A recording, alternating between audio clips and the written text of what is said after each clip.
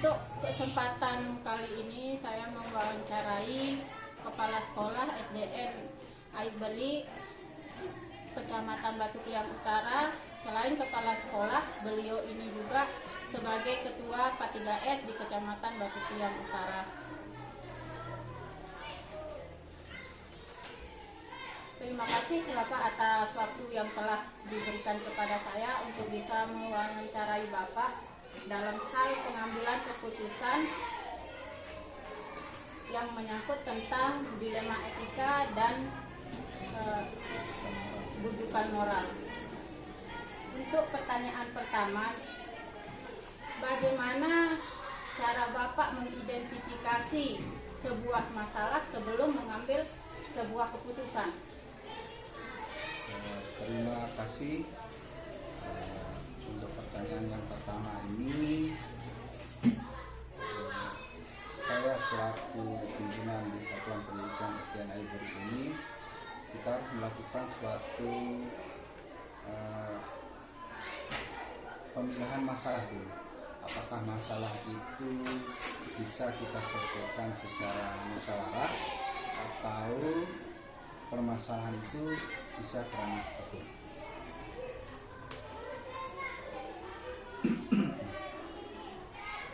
Baik, berarti penyelesaian dalam mengidentifikasi masalah ini Bapak mengambil jalan untuk musyawarah atau kerana hukum ya Pak? Pertanyaan berikutnya, bagaimana cara menjalankan pengambilan keputusan di sekolah Bapak? Bagaimana caranya untuk mengambil sebuah keputusan setelah adanya identifikasi? Makasih untuk pertanyaan kedua ini. Untuk mengambil suatu keputusan itu di Satuan Pendidikan kami di SDN Aibeli itu, yaitu dengan apakah nilai kebenaran untuk pribadi secara individu maupun orang banyak. Itu misalnya di sekolah, apakah kepentingan individu atau semua warga sekolah itu memiliki dampak yang bagaimana dalam jangka panjang, menengah atau terpanjang. Baik, dengan cara pengambilan keputusan yang tadi Bapak sebutkan tersebut, prosedur dari langkah-langkah tersebut seperti apa? Nah, untuk langkah-langkah selanjutnya, di sini saya selaku pimpinan itu tidak harus mendengar dari salah satu orang guru, melainkan kita harus mendengarkan beberapa semua warga sekolah, baik itu dari unsur komite maupun tokoh masyarakat, tokoh agama, itu kita dengarkan semua. Kira-kira permasalahan apa yang ada di satuan pendidikan kami. Dalam pengambilan keputusan tersebut, yang menurut Bapak paling efektif yang harus Bapak lakukan itu bagaimana Pak? Kalau yang paling efektif kami lakukan di sini, kita harus bertanya kepada pihak yang terkait. Jangan kita mengambil keputusan sepihak. Kita tanya dulu, kita diskusi dulu sama orang yang bersangkutan, baru kita mengambil suatu keputusan. Bisa dikatakan kalau begitu dengan langkah yang efektif tadi, Bapak bertanya ke pihak terkait, berarti mengungkapkan fakta-fakta, berarti ya Pak, mengungkapkan fakta sesuai mencari fakta dari permasalahan biar lebih jelas begitu maksudnya Pak. Ya, betul. Di sini kenapa kita harus bertanya kepada yang terkait? Itu supaya jelas permasalahan apa yang perlu kita mau selesaikan. Ya, istilahnya bahasa sekarang itu ya kita minta klarifikasi lah sama orang bersangkutan. Jangan sampai pihak kami di sekolah ini kalau ada permasalahan itu kita tidak nanya dulu sama orangnya. Mungkin harus kita bertanya dulu supaya kita tidak salah mengambil suatu keputusan. Dari cara-cara Bapak itu ada enggak prinsip yang Bapak tanamkan saat mengambil sebuah keputusan, itu ada enggak prinsipnya? Yang pertama kita gunakan untuk mengambil suatu keputusan itu ada prinsip yang pertama itu apa istilahnya, ya sowan lah bahasanya, kita minta petunjuk lah sama orang yang bersangkutan ya apa yang seharusnya kita laksanakan, apakah itu tidak menyalahi aturan ataukah tidak nantinya ke depan akan menjadi suatu permasalahan di satuan pendidikan. Dari penjelasan tadi berarti Bapak menggunakan prinsip berbasis peraturan dan berbasis hasil akhir. Dalam saat mengambil keputusan, apakah ada tantangan dan seperti apa bentuk tantangan yang pernah Bapak alami saat mengambil sebuah keputusan?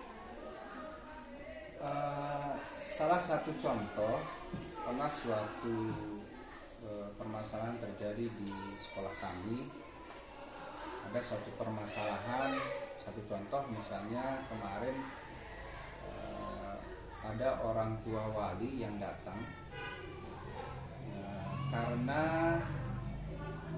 anaknya merasa dibully oleh temannya sendiri. Ternyata wali murid itu datang tanpa sepengetahuan guru-gurunya di sini. Langsung dia mencari si pelaku. Tetapi dengan cara kita menyambut wali murid itu datang, kita ajak dia berdiskusi masuk di ruangan kantor, nah, sehingga permasalahan itu bisa terselesaikan karena kita si wali murid itu belum tahu dulu permasalahannya apa sebenarnya yang terjadi sehingga anaknya juga dibully oleh siswa. Tapi setelah kita jelaskan, anaknya kita panggil, si pelaku kita panggil, anaknya si wali murid kita panggil. Ternyata baru diketahui bahwa duduk permasalahannya sebenarnya ada miskomunikasi antara si korban dengan si pelaku. Ternyata itu sebenarnya ya biasa, anak-anak itu cuma main-main biasa, keluar main. Kejadiannya di pintu ruang sekolahnya, anak itu sedang berbelanja, dia masuk kelas dan si korban ini keluar tapi dia lari, hanya kena sama kakinya si pelaku, jatuh. Si anak yang jadi korban itu karena merasa jatuh sakit mungkin terus dia nangis, dia enggak ngasih tahu bapak ibu gurunya, langsung pulang.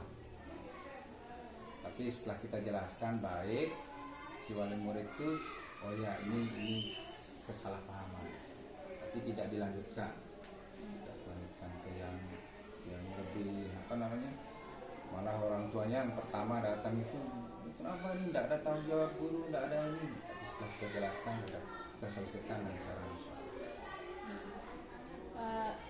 dari permasalahan tadi, sebelum berbicara dengan orang tua atau wali murid tersebut, apakah ada tindakan yang Bapak lakukan sebelum Bapak menyampaikan permasalahan tersebut?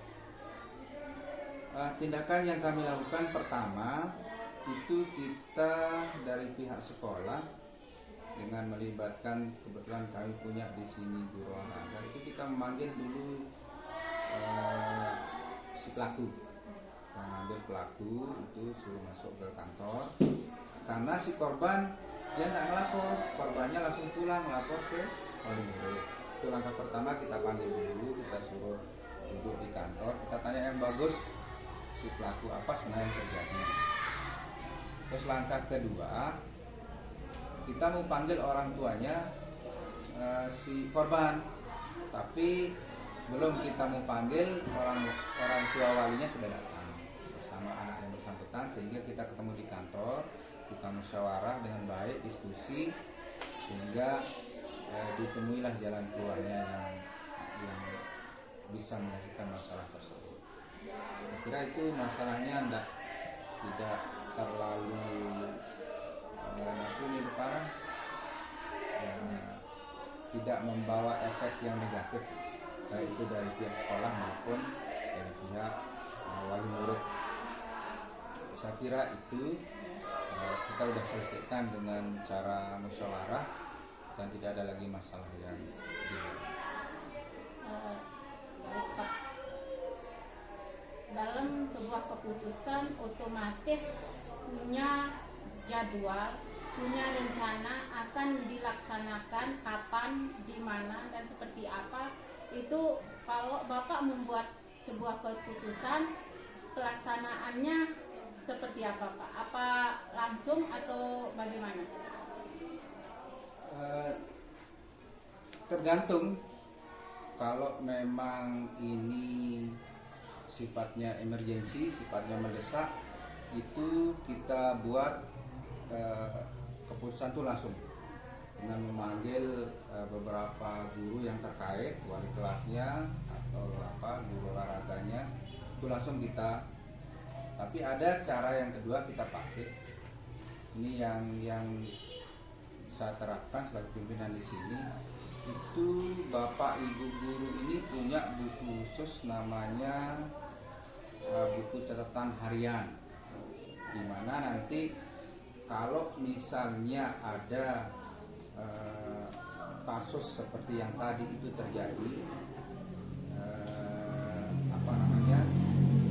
siswa-siswi kita tanpa dia datang ke kantor melapor, dia datang langsung lapor ke wali muridnya, itu kita tunjukkan bukti-bukti catatan-catatan guru, sehingga nanti wali murid yang datang, siapapun orang tuanya yang datang dari pihak keluarga, itu bisa kita tunjukkan bukti bahwa anaknya atau siswa tersebut hari ini maupun hari berikutnya sudah ada catatan-catatan tersebut yang dilakukan.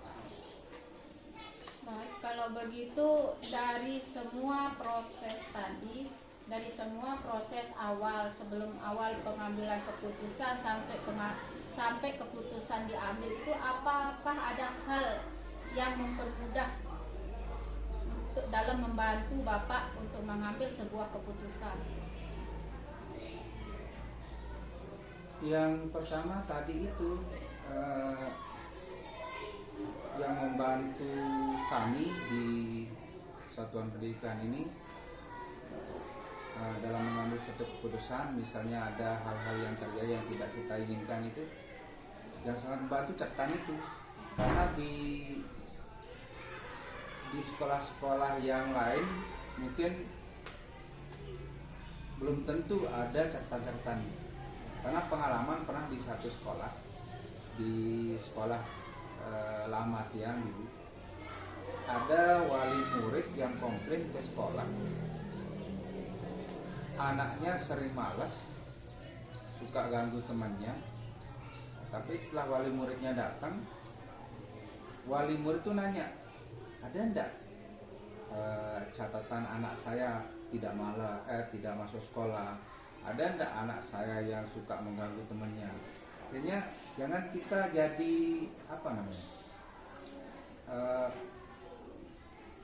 kita kena sendiri bagi seorang guru itu, membutuhkan bukti fisik real. Sehingga kalau kita seperti tadi itu, kalau udah kita tulis, catat apa tindakan siswa-siswi kita itu di sekolah. Dan yang paling menarik di sini, yang anjurkan Bapak Ibu guru itu untuk menulis bukan hal-hal yang baik saja, termasuk yang kurang baik. Satu contoh kecil misalnya, si A misalnya dia buang sampah sembarangan, ditulis, karena itu nanti bisa jadi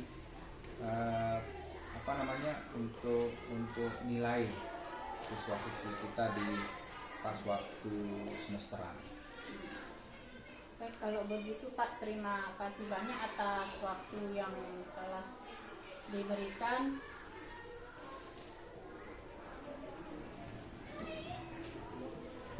Dari wawancara tadi, saya mengambil sebuah kesimpulan bahwa Kepala Sekolah SDN Aiberi sudah menerapkan prinsip-prinsip pengambilan keputusan yang berbasis peraturan dan menggunakan prinsip berbasis hasil akhir. Sementara dalam menyelesaikan masalah paradigmanya, Kepala Sekolah SDN Aiberi sudah menggunakan paradigma individu lawan kelompok dan menggunakan pemikiran jangka panjang lawan jangka pendek. Sementara ada hal yang baru saya dapatkan dari Kepala Sekolah SDN Aiberi ini, yaitu setiap guru harus diwajibkan untuk membuat catatan tentang perilaku keseharian anak-anak sebagai bukti real terhadap orang tua, dan bukti real juga untuk digunakan sebagai sebuah penilaian. Demikian wawancara saya pada hari ini. Assalamualaikum warahmatullahi wabarakatuh.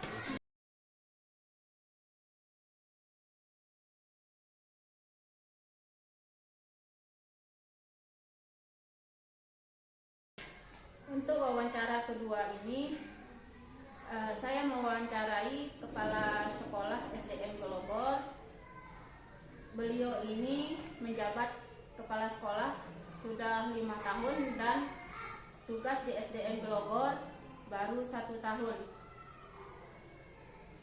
Saya akan mewawancarai beliau bagaimana keputusan dalam menentukan sebuah keputusan tentang dilema etika maupun bujukan moral. Selamat pagi Bapak Kepala Sekolah. Selamat pagi. Mohon maaf Pak, saya menyita waktu Bapak sebentar. Saya ingin mewawancarai Bapak tentang bagaimana seorang kepala sekolah itu membuat sebuah keputusan yang menyangkut masalah dilema etika maupun bujukan moral. Ya, terima kasih. Tidak apa-apa. Pertanyaan yang pertama ini Pak, bagaimana cara Bapak dalam mengidentifikasi sebuah kasus? Ya, terima kasih Bu. Memang di sekolah itu kita tidak pernah lepas dari kasus, baik itu kasus antar guru dengan siswa, guru dengan guru maupun siswa dengan siswa.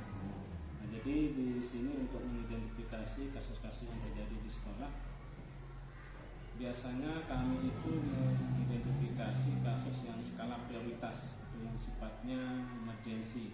Jadi ketika ada kasus yang harus cepat ditangani, itu harus segera memang kita mengambil keputusan. Misalnya dengan guru utama. Jadi guru ini adalah merupakan contoh atau teladan bagi anak-anak. Jadi jika guru itu sudah melakukan perbuatan atau hal yang di luar etika atau tata tertib yang ada di sekolah, itu akan sangat mengganggu anak-anak dalam proses pembelajaran. Terus bagaimana Anda menjalankan pengambilan keputusan di sekolah Anda dengan kasus-kasus misalnya yang memiliki dua kepentingan?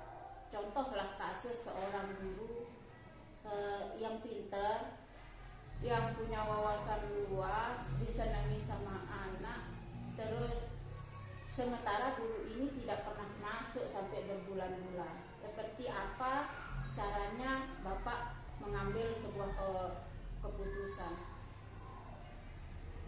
dalam kami mengambil suatu keputusan, misalnya ada kasus yang sifatnya dilematis kayak tadi itu, ada guru yang pintar tapi jarang masuk, itu lebih baik guru itu rajin masuk ketimbang pintarnya saja tapi tidak pernah masuk, karena juga akan melanggar etika seorang guru maupun etika PNS. Baik Pak. Terus prosedur apa yang Bapak bisa lakukan?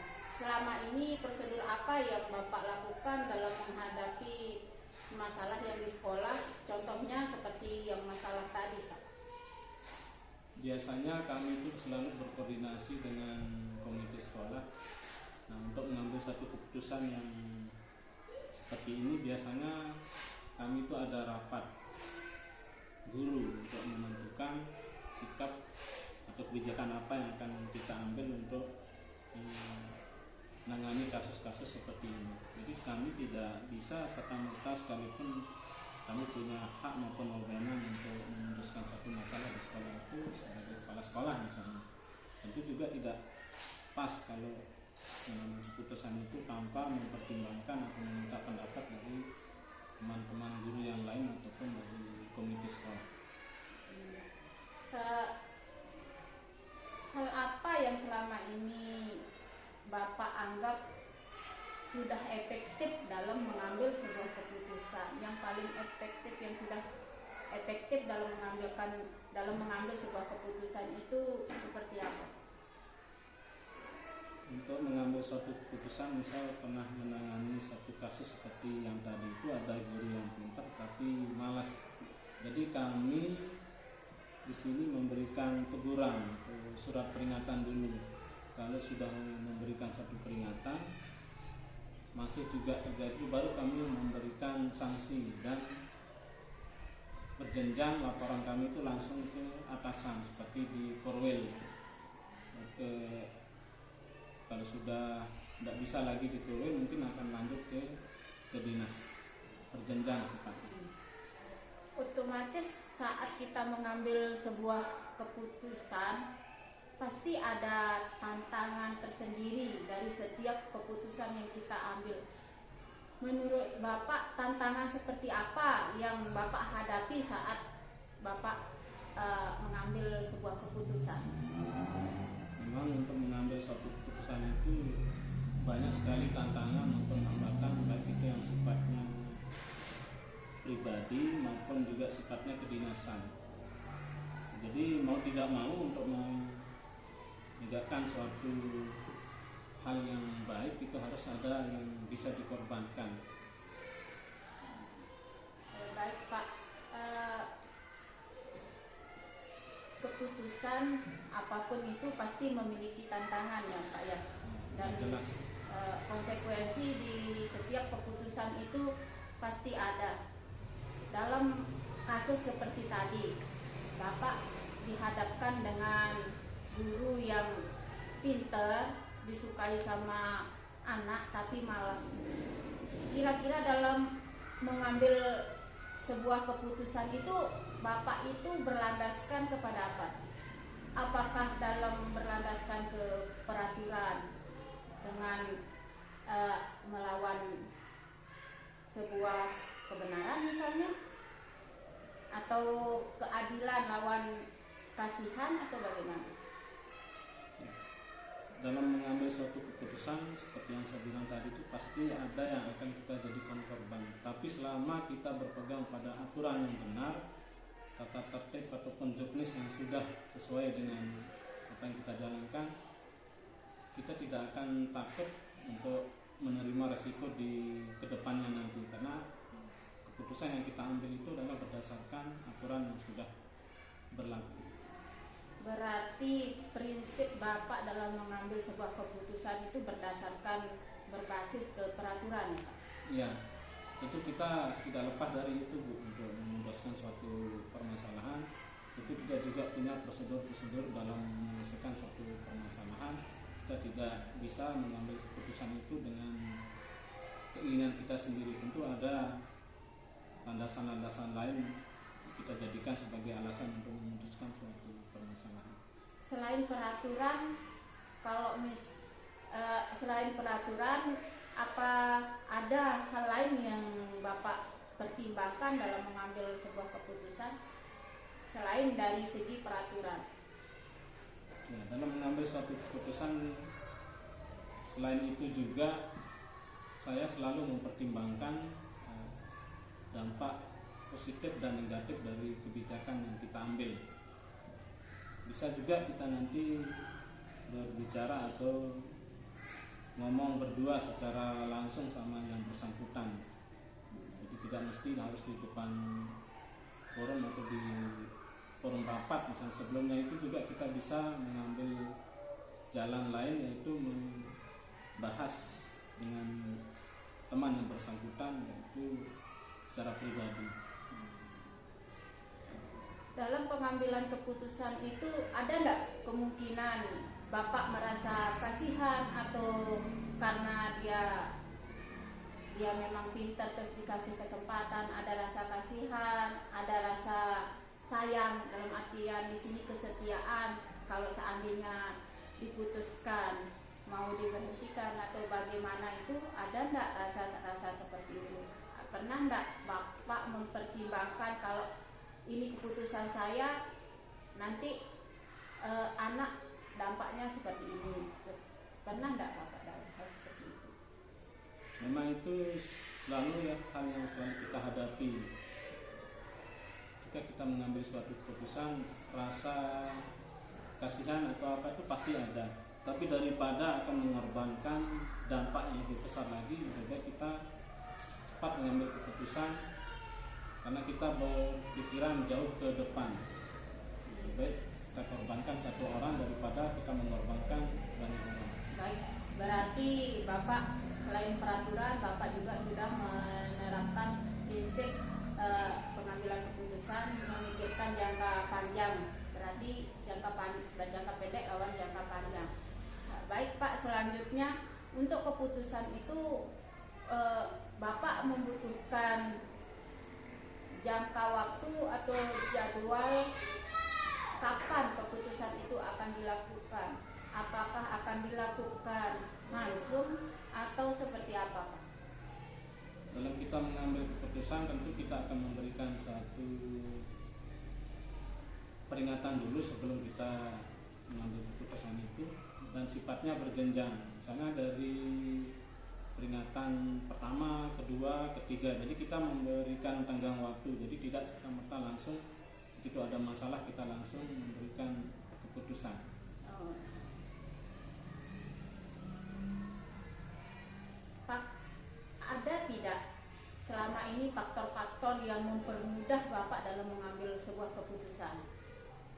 Banyak sekali faktor-faktor yang mempermudah saya dalam mengambil suatu keputusan seperti tadi itu. Jadi kita di sini di lingkungan sekolah ini banyak sekali memang sumber daya manusia, baik itu yang ada di sekolah, misalnya teman-teman guru, kemudian di sekitar komite sekolah misalnya. Jadi unsur-unsur komite itu juga termasuk sumber daya manusia yang memang sudah disiapkan untuk komite sekolah. Oh, baik Pak. Baik, kalau begitu Pak, terima kasih atas waktu yang sudah disediakan, diberikan kesempatan kepada saya. Terima kasih Pak. Sama-sama. Dari perbincangan saya tadi dengan Bapak Kepala SDN Glogor, dapat diambil kesimpulan bahwa sebuah keputusan itu harus ditetapkan sesuai dengan peraturan dan memikirkan prinsip jangka pendek dan jangka panjangnya. Setiap keputusan itu memiliki resiko, memiliki sebuah konsekuensi yang harus dihadapi. Dengan berkolaborasi dengan komite, rekan guru, bisa menghasilkan sebuah keputusan yang bisa dipertanggungjawabkan. Demikian wawancara yang kedua ini.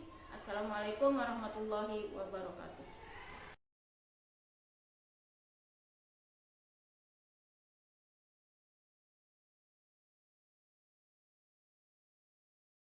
Pada kesempatan kali ini saya ditemani oleh Ibu Ibu Kepala Sekolah dari SDN Petikus, Kecamatan Batu Kliak Utara, Kabupaten Lombok Tengah, Nusa Tenggara Barat.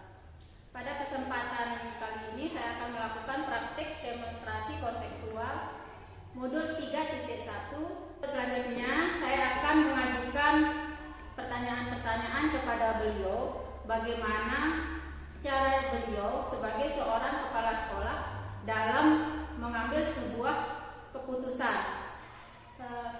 Selanjutnya pertanyaan, apa kabar Ibu Kepala Sekolah? Alhamdulillah baik Ibu. Bagaimana kabar Ibu sendiri? Alhamdulillah baik juga. Senyumnya manis sekali Bu. Luar biasa. Mohon maaf Bu, sebelumnya saya akan mengajukan beberapa pertanyaan kepada Ibu tentang bagaimana Ibu dalam mengambil sebuah keputusan yang menyangkut, terutama yang menyangkut dengan masalah keputusan yang berkaitan dengan dilema etika. Pertanyaan yang pertama Ibu, selama ini bagaimana Anda dapat mengidentifikasi kasus-kasus yang merupakan dilema etika atau bujukan moral? Bagaimana cara Ibu bisa mengidentifikasi? Oke, sebelum kita tentunya mengambil sebuah keputusan, kita harus tahu dulu nih apa masalah yang dihadapi itu, apakah dia termasuk dilema etika atau bujukan moral. Tentu cara mengidentifikasinya adalah kalau dilema etika itu kan akan berhubungan dengan etika, sesuaian antara masalah yang dihadapi oleh guru. Kalau moral itu seperti menyangkut kepada keuangan, pelanggaran yang tentunya berhubungan dengan kasus-kasus yang berdampak kepada moral, baik itu instansi maupun sekolah seperti itu. Iya. Pertanyaan berikutnya Bu, bagaimana Anda menjalankan pengambilan keputusan di sekolah Anda, terutama untuk kasus-kasus di mana ada dua kepentingan yang sama, benar atau sama-sama mengandung kebajikan? Oke. Kalau itu tentunya sebelum mengambil keputusan tidak langsung kita plek ini keputusan saya untuk menyelesaikan masalah tersebut.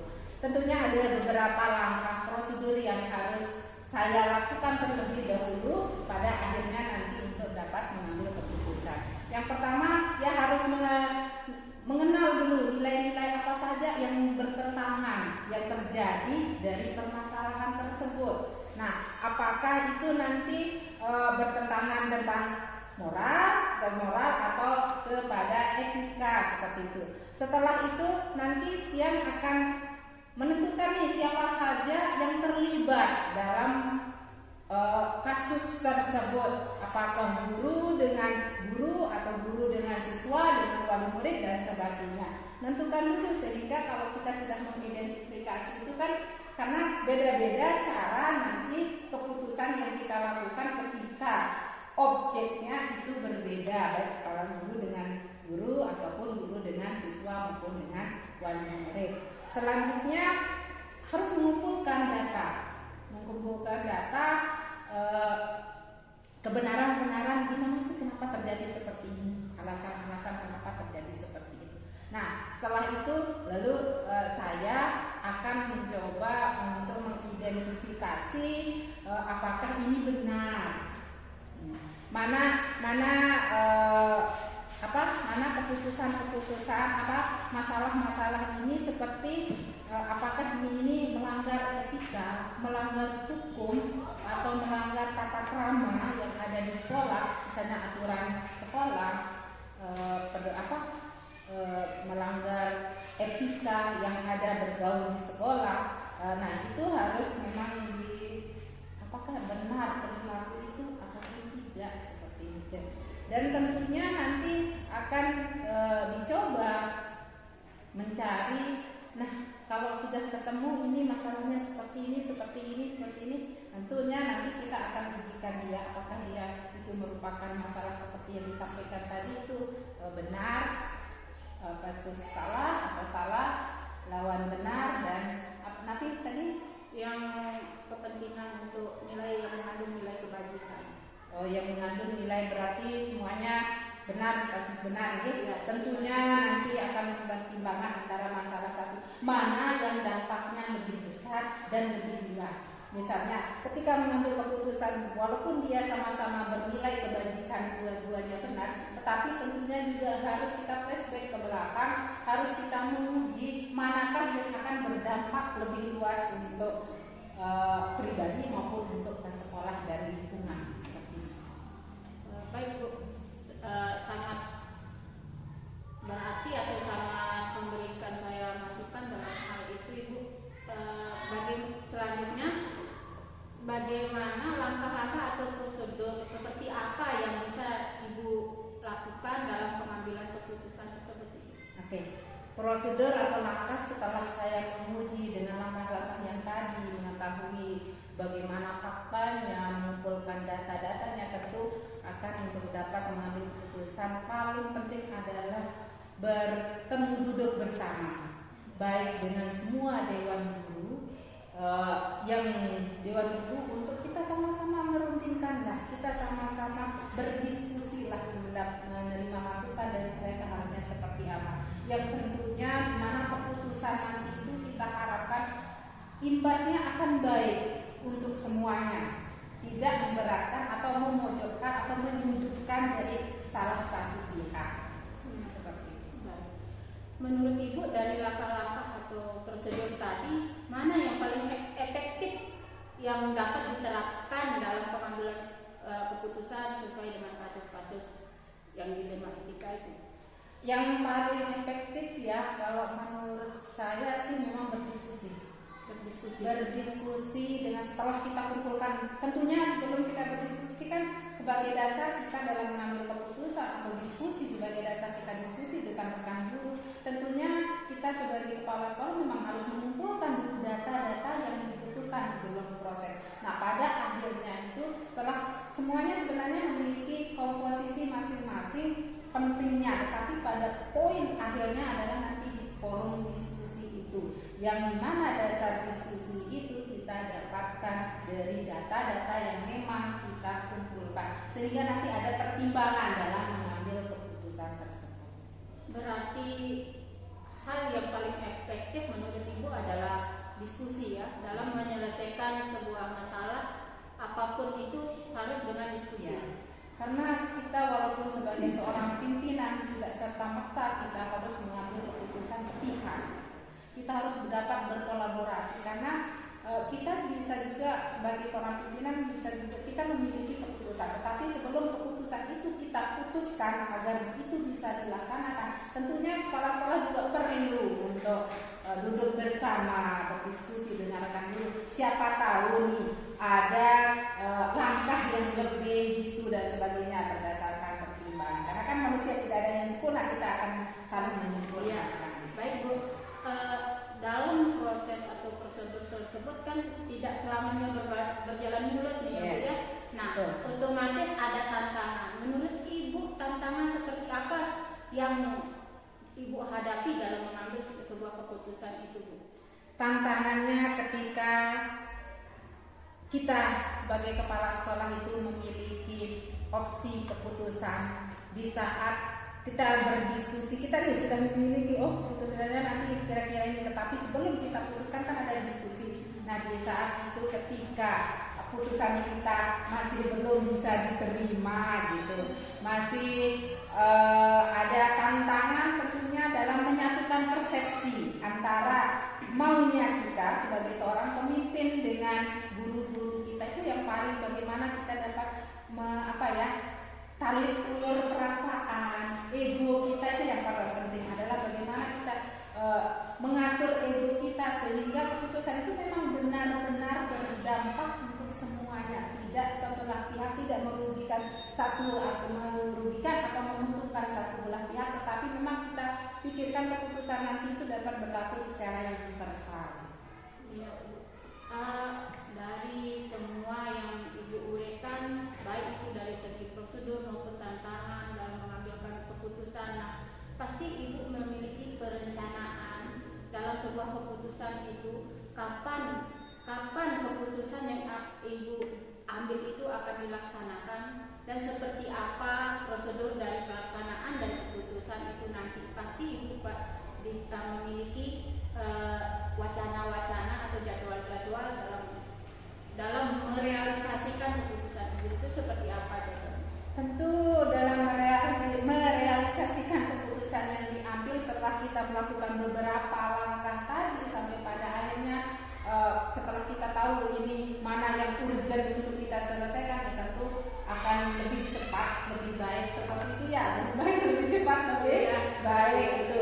Jadinya saya akan mencoba untuk melakukan, atau sekarang ada masalahnya cepat untuk didiskusikan, cepat untuk diputuskan, apalagi kalau sudah menyangkut hal-hal yang urgent untuk kita selesaikan, ya secepatnya harus kita segera untuk menyelesaikan.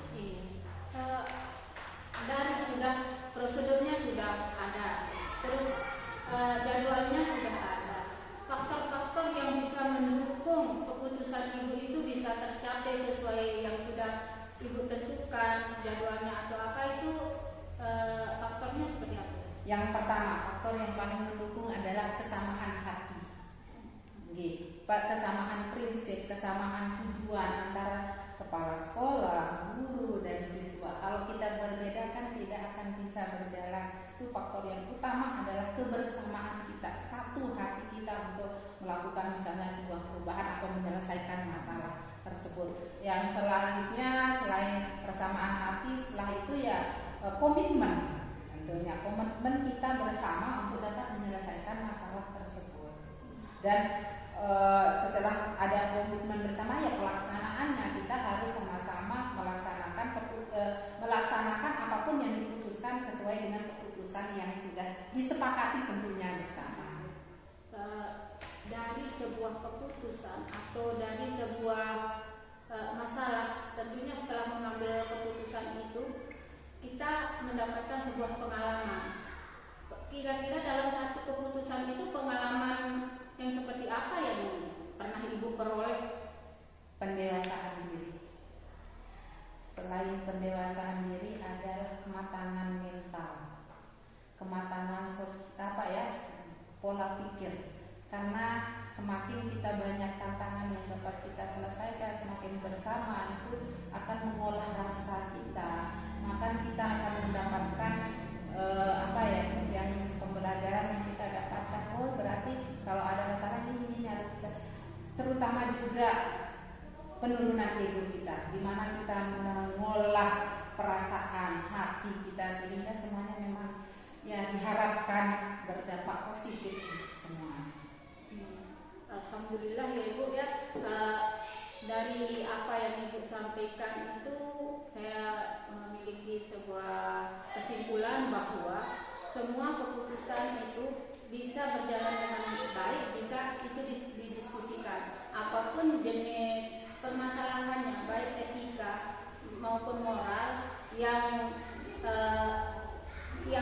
terjadi di sekolah kita itu, cara memutuskan, salah satu cara yang memutuskan yaitu dengan cara berdiskusi ya. Selain itu ya memang kalau ada masalah yang urgent untuk kita selesaikan, para sekolah juga selain diskusi itu juga para sekolah harus punya komitmen sendiri untuk dapat keberanian untuk dapat menyelesaikan apalagi itu kalau masalah-masalah moral gitu ya. Hubungan dengan moralnya memang harus plek gitu. Kita juga harus punya wewenang. Kalau sekolah itu punya wewenang untuk menyelesaikan, tetapi dengan melakukan beberapa langkah, ya uji dulu apakah ini benar, salah, mengumpulkan data dan sebagainya sehingga kita dapat putuskan hal tersebut. Ya mengalir dari mana yang memang urgent, kalau masih masalah itu kan banyak, tetapi ada yang memang ini berpengaruh jangka panjang, gitu jangka pendek untuk semua orang dan sebagainya. Jadi ya mari kita posisikan diri kita sebagai pemimpin itu kapan harus menjadi seorang pemimpin, kapan harus memang menjadi teman rekan kerja kita, kapan kita harus bisa saling merangkul dan sebagainya. Tentunya kan kita sangat mengharapkan apapun keputusan atau apapun yang terjadi di sekolah itu dapat selaras gitu, sejalan bersama. Iya. Terima terima kasih Bu ya atas kesempatan yang sudah bisa meluangkan waktu untuk wawancara ini. Semoga kedepannya lebih sukses, Amin. jaya terus untuk Amin. sekolah Ibu, berkolaborasi dengan yang baik Bu ya. Amin. Terima kasih banyak Bu. Oke.